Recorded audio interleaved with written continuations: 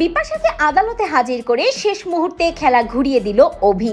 সামনে এলো প্রমোটার আর রুমার সব চক্রান্ত, ফেসে গেল ঝুমকি। প্রতিজ্ঞা ধারাবাহিকে দেখা যায় অভিকে বন্দি করে যতই অভির আদালতে আসা আটকানোর চেষ্টা করুক না কেন, প্রমোটার আর রুমার সেই চক্রান্ত ভেস্তে দেয় ছুটি।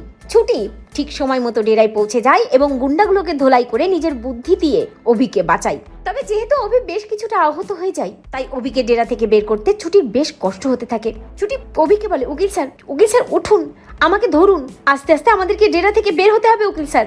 কিন্তু অভি নিজে উঠেই দাঁড়াতে পারে না। অপরদিকে দেখা যায় প্রমোটার রুমাকে বলে, রুমা ছুটি কোথায় গেল? ছুটিকে তো দেখছি না, ও আবার ওই ডেরায় চলে যায়নি তো?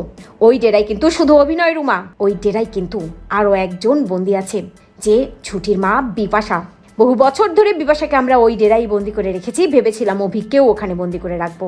কিন্তু ছুটি যদি কোনো ক্রমে ওখানে পৌঁছে যায় আর যদি বিপাশার হদিশ পেয়ে যায়, তাহলে কিন্তু আমাদের সব প্ল্যান ভেস্তে যাবে। রুমাও চিন্তায় পড়ে যায়, ভাবতে থাকে না দাদা, কিছুতেই আমরা এটা হতে দিতে পারি না। কিন্তু ওদেরকে ফোন করছি, যাদেরকে অভিকে আটকে রাখার কথা বলেছি তার তো কেউ ফোন ধরছেই না। অন্যদিকে দেখা যায় গুন্ডাগুলোকে রাম ধোলাই করে ছুটি মেঝেতে ফেলে রেখেছে, ফোন ধরবে কি করে?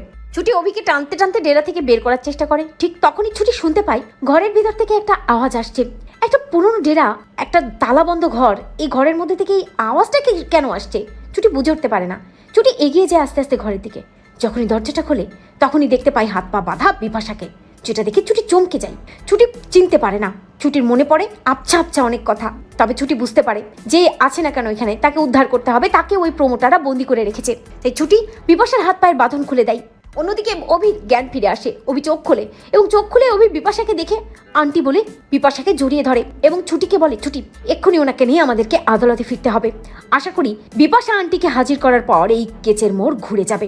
তো বন্ধুরা, তোমরা এটাই চাও তো এভাবেই যেন বিপাশাকে উদ্ধার করে আদালতে হাজির করে শেষ মুহূর্তে বাজিমাত করে অভি? ছুটি কমেন্ট করে জানাতে ভুলো না।